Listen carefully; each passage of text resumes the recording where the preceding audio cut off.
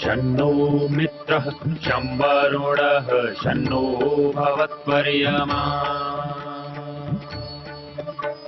शन्न इन्द्रो बृहस्पतिः शन्नो विष्णुरुक्रमः ॐ शान्ति शान्ति शान्तिः।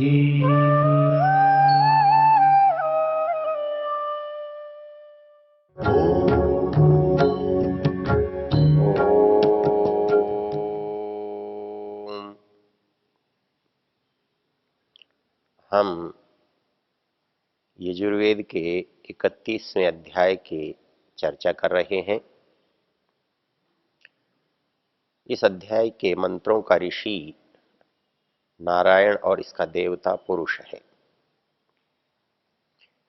उसका मुख्य विषय जिसे हमने पुरुष कहा है। आज के मंत्र में उसी पुरुष की चर्चा है। मंत्र बहुत प्रसिद्ध है। मंत्र है वेदाहमेतं पुरुषं महान्तमादित्यवर्णं तमसः परस्तात् तमेव विदित्वा अतिमृत्युमेति नान्यः पंथा विद्यते आयनाय। इस मंत्र को हम यदि खोलकर इसका अर्थ करें तो सहज सामान्य अर्थ है वेदाहमेतं पुरुषं महान्तम। महान्तम एतम पुरुषम वेद। मैं उस महान पुरुष को जान गया हूं, जानता हूं। उसकी उपस्थिति कहाँ है? आदित्य वर्णम तमसः परस्तात्। उत्तम से, अज्ञान से, अंधकार से परे है। उसका रूप प्रकाशमान है, आदित्य वर्णम। हमें उसके जानने की आवश्यकता क्या है? वो कहता है तमेव विदित्वा अतिमृत्युमेति। हम उसको जान करके मृत्यु को पार कर सकते हैं। नान्यः पंथा विद्यते आयनाय। संसार में उस मृत्यु को पार करने का कोई दूसरा विकल्प भी नहीं है। हमने ऊपर उस पुरुष को देखा था सृष्टि बनाने वाले के रूप में, और इस मंत्र में हम देख रहे हैं सृष्टि की उपस्थिति में हमारा जो दुख है, क्लेश है, उसको मिटाने वाले के रूप में। सैद्धांतिक दृष्टि से इसमें बहुत सारी बातें हैं। पहली बात तो इसमें समझने की ये है कि वो पुरुष है जिसको हमें देखना चाहिए, जिसे जानना चाहिए। सामान्य रूप से संसार में कोई व्यक्ति आता है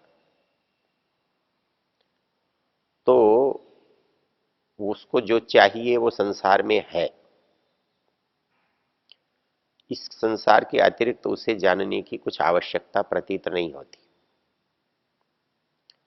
इसलिए जो व्यक्ति संसार में आता है, उत्पन्न होता है, इसमें बड़ा होता है, इसमें युवा होता है, इसमें वृद्ध होता है और इसी में समाप्त हो जाता है। जन्म से समाप्ति तक संसार के बाहर के किसी पदार्थ की उसे आवश्यकता नहीं है।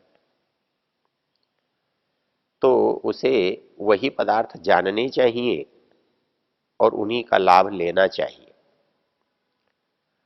किंतु इसमें उसको जानने की अनिवार्यता क्यों?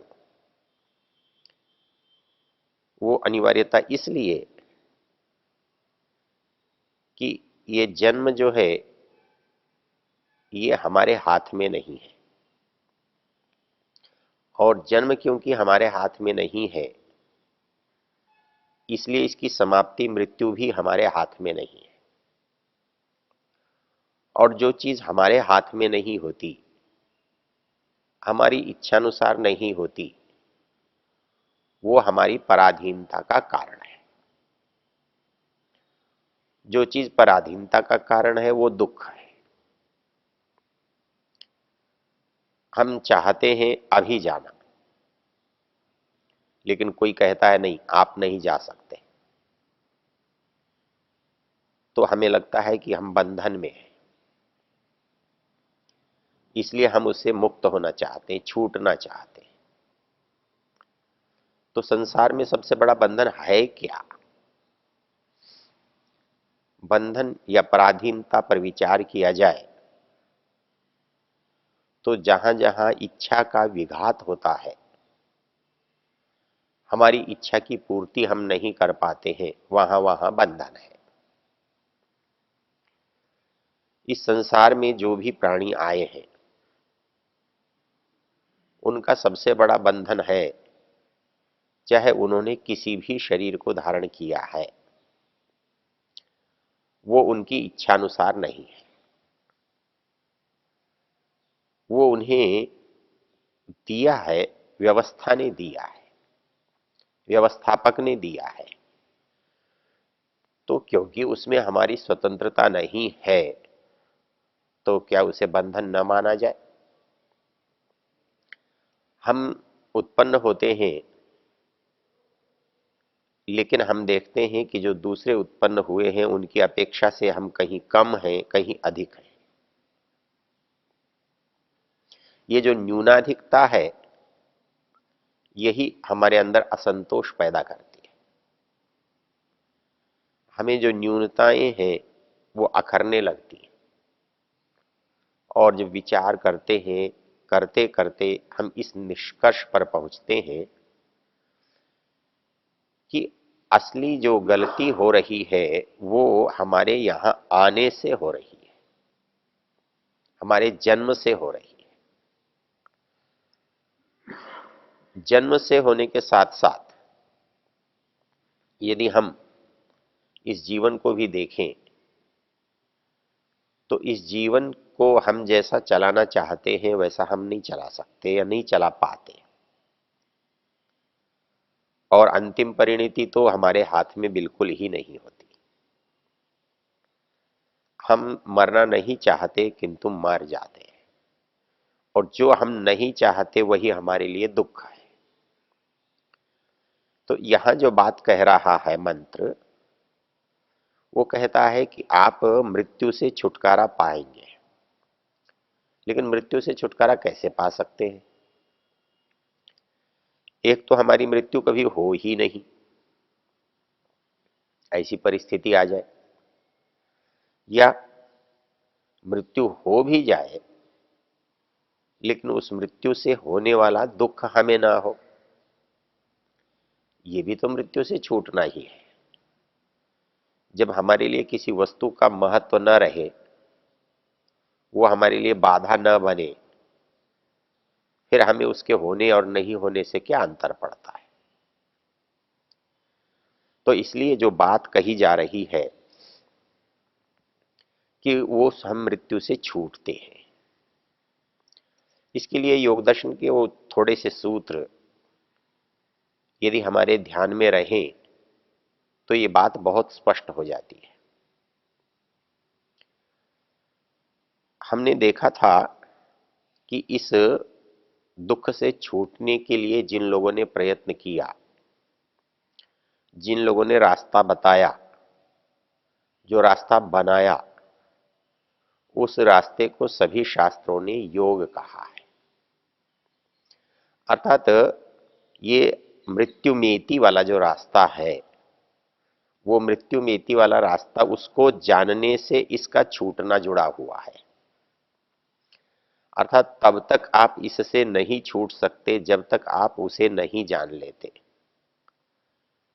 तो हमारे लिए तो एक बहुत बड़ी दुविधा की स्थिति हो गई कि हम उसको जानना न चाहें तो इससे छूटना संभव नहीं है, और 1% भी हमारी इससे छूटने की इच्छा है तो हमें उसका जानना आवश्यक है, क्योंकि इस जानने में और छूटने में संबंध क्या है,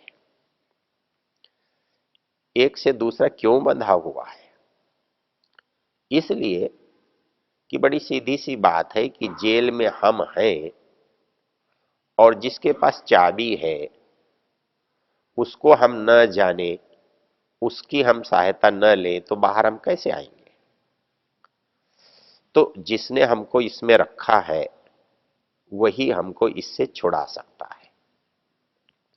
इसलिए इससे छुड़ाने के लिए उसका परिचय होना हमारे लिए अनिवार्य है।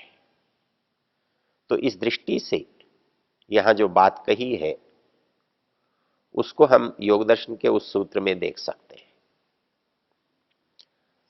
योग दर्शन के दूसरे पाद के पहले सूत्र में एक क्रिया योग की चर्चा की है। वैसे तो इस योग को यदि आप समझना चाहें, इस योग को आप एक शब्द में समझ सकते हैं, इस योग को आप 3 शब्दों में समझ सकते हैं, और इस योग को आप 8 शब्दों में समझ सकते हैं और उससे अधिक में समझ सकते हैं। जब योग को आप अधिक शब्दों में समझते हैं तो सारे शास्त्र पढ़ खुले पड़े हैं, सारे ग्रंथ सामने हैं, आप उनको देख सकते हैं। आप उनको केवल 8 विभाग में देखना चाहें तो आपको योग दर्शन देखना हो सकता है। लेकिन इसको और यदि संक्षिप्त कर दिया जाए तो योग दर्शन का दूसरे पाद का पहला सूत्र देखा जा सकता है, उसमें इसको क्रिया योग बताया गया है। तप स्वाध्याय ईश्वर प्रणिधानानि क्रिया योग। और यदि एक ही शब्द में योग कहा जाए या एक ही शब्द में योग समझा जाए तो वो ईश्वर प्रणिधान है, अर्थात कुछ नहीं करना है और बिना सब कुछ किए यदि आप एक परिस्थिति पैदा कर सकते हैं और वो परिस्थिति है ईश्वर प्रणिधान की। कुछ न कीजिए, ईश्वर प्रणिधान को सिद्ध कीजिए, आपका योग सिद्ध हो जाता है। लेकिन ये दशा ऊंचे लोगों की है जो सीधे पहुंच सकते हैं। लेकिन जो धीरे धीरे पहुंचते हैं, जिनके मार्ग में बहुत सारी बाधाएं हैं, उनको दूर करते हुए पहुंचना है तो उन्हें बाधाओं का पता होना चाहिए, दूर करने के उपाय होने चाहिए, आगे बढ़ने की परिस्थिति होनी चाहिए। तब उसको कहा कि वो क्रिया योग है, और उसको भी और विस्तार से हमें जानना समझना है और बहुत दूर की रास्ते की यात्रा है तो हमें अष्टांग योग के माध्यम से चलना है। वैसे ही योग दर्शन का सारा जो योग है वो 3 सूत्रों पर निर्भर करता है। बाकी सारा का सारा योग दर्शन तो उन 3 सूत्रों की व्याख्या मात्र है। पहला जो है वो है योग कहते किसे है। वो कहा योगश्चित्त वृत्ति निरोध, अर्थात चित्त की वृत्तियों को रोकने का नाम योग है। फिर कहता है योग से होता क्या है, इसको करने से मिलता क्या है। तो कहा तदा दृष्टु स्वरूपे अवस्थानम, वो परिस्थिति पैदा होती है जब हम उस महान पुरुष को देख सकते हैं, उसके निकटता को पा सकते हैं। तीसरा सूत्र कहता है यदि आप ऐसा नहीं करते तो क्या होगा, तो जैसी दुनिया में आप रह रहे हो वैसा रहोगे। वृत्ति सारूप्यम इतरत्र, जो योग की दशा नहीं होगी या उसके साथ का समय नहीं होगा वो समय दुनिया के साथ का होगा। आपका समय बीतना 2 ही स्थानों पर है, या तो उसके पुरुष के साथ बीते या संसार के साथ बीते। संसार में और कोई दूसरी परिस्थिति है ही नहीं। तो इसलिए यहां पर जो कहा कि मृत्यु मेती, तो कैसे मृत्यु मेती, तो मृत्यु क्यों, इससे क्यों छूटना। तो इसी योग दर्शन के प्रकरण में योग के उद्देश्य को बताते हुए दूसरा सूत्र जो लिखा था वो ये लिखा था, समाधि भावनार्थ क्लेश तनुकरणार्थश्च। मतलब आप समाधि की तो सिद्धि करें, अर्थात उसका साक्षात करें, और क्लेश तनुकरणार्थ संसार के दुखों को कम करें। दो चीजें एक साथ चल रही हैं। जितना जितना हम उसके पास जाते जाएंगे उतना उतना दुखों से दूर होते चलेंगे। तो दुख जो है वो क्लेश है, इनसे दूर हटते रहेंगे तो वो उतने उतने तनु सूक्ष्म थोड़े होते जाएंगे, और इनसे दूर होंगे तो उस पुरुष से निकट होते जाएंगे, उसको आप समाधि कहते हो। तब वहां एक बात कही कि ये जो जिससे आप दूर होना चाहते हो उनका नाम आपने रखा है दुख, उनका नाम आपने रखा है क्लेश। और जब पारिभाषिक संदर्भों में हम बात करते हैं, योग दर्शन की भाषा में बात करते हैं, तब हम कहते हैं कि भाई दुख जो है वो 5 तरह के होते हैं। उनकी विस्तार से चर्चा यहां नहीं करेंगे, लेकिन उसमें जो अंतिम और सबसे बड़ा दुख बताया है उसे मृत्यु कहा है, उसे अभिनिवेश कहा है। और इस दुख से दूर होने कैसे हुआ जाए, इस दुख से दूर कैसे हम हो सकते हैं, इसका जो उपाय है वो ये है। कहते क्या उपाय है? उपाय ये है कि दुख है तो उसका कारण पता कर लो, और कारण का निवारण करना ही तो चिकित्सा है। सर्वेषामेव रोगाणाम निदान परिवर्जनम। कहता है रोगों की चिकित्सा क्या है? कारण को समझो और कारण को हटा दो, आपका रोग हट जाएगा। वैसे ही दुख आपका एक रोग है, एक असुविधा है, एक मजबूरी है। आप इस दुख से दूर होना चाहते हैं तो समझ लो कि दुख होता किससे है, और जिससे दुख हो रहा है उसको जब समझ में आ जाए तो आप उसको अपने पास से हटा दो। अपने पास से हटा दोगे तो आप स्वयं सहज रूप से दुखों से दूर हो जाओगे। इसलिए दुखों से दूर होने के लिए हमें उसके पास जाने की आवश्यकता है, ये मंत्र समझा रहा है। वो कहता है कि तमेव विदित्वा अति मृत्यु मेति। इसमें एक अनिवार्यता है, तमेव विदित्वा। ये एव जो शब्द है ये ही के अर्थ में आता है, अनिवार्यता के लिए आता है। अर्थात यदि आप इससे दूर होना चाहते हैं तो वहां पहुंचने की अनिवार्यता है। तमेव विदित्वा अति मृत्यु में, मृत्यु को अतिक्रांत कर सकते हैं। कब? विदित्वा। तो इसलिए इस मंत्र की जो इस चरण की विशेषता है वो है संसार के बाधाओं को दूर कैसे किया जा सकता है यह बताना। ओ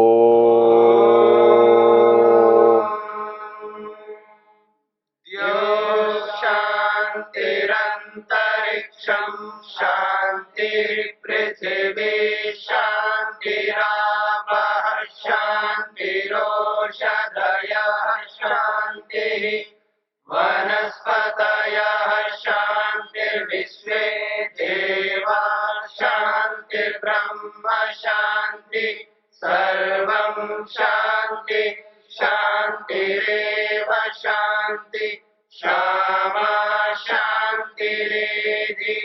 ओम